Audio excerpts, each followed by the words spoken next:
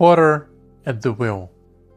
From centering to finished pot, form increases as options decrease.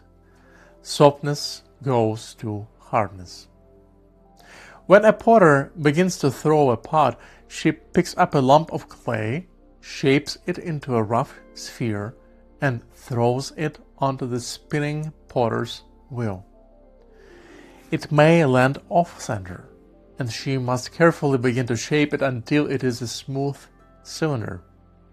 Then she works the clay, stretching and compressing it as it turns.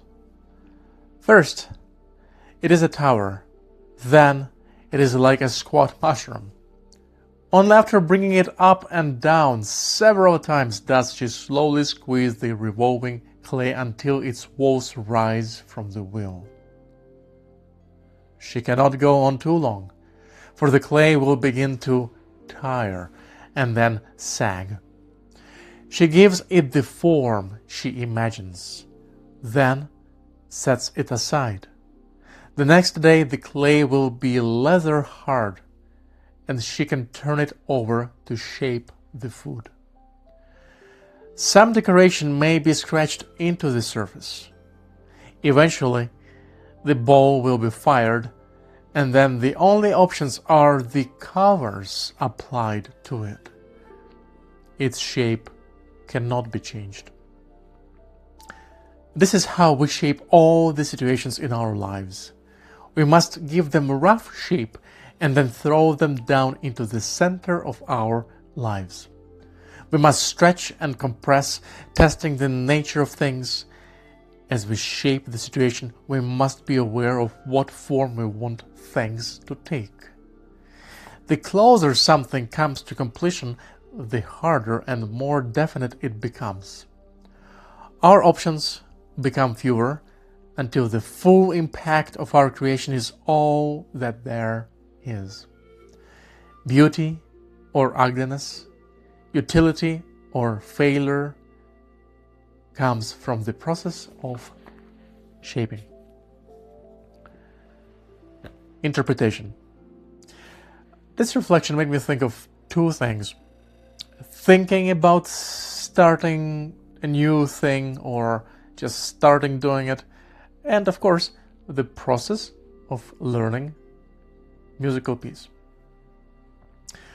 When you try doing something new, the sooner you get your hands dirty, the better it will be, because the sooner you will start learning by doing, and the sooner you will start getting that invaluable practical experience, and therefore, once again, an opportunity to learn from it. So that's to the point of just getting a lump of clay, your idea, and throwing it into the center of your life, center of your attention, and then shaping it. So the idea is to avoid shaping it in your head for too long. And let's talk about music. So learning musical piece exists in several stages. And as we start the process from sight reading piece of music, we give our reading, our understanding, our comprehension, our initial, perhaps at first based on our intuition, interpretation of that piece. We're giving it a rough shape. And then as we are figuring a larger structure and just general shape of this story that the music conveys, these initial stages, we go into a more granular, more detailed work, while keeping an eye on this macro outline of things. And then the closer things get to the final stage, as the piece of music gets more concert ready, the more solid our learning becomes. Or I should say, the more solid it should become. As that's the only way for that learning then to survive all the pressures that come from performing under the spotlight on the stage.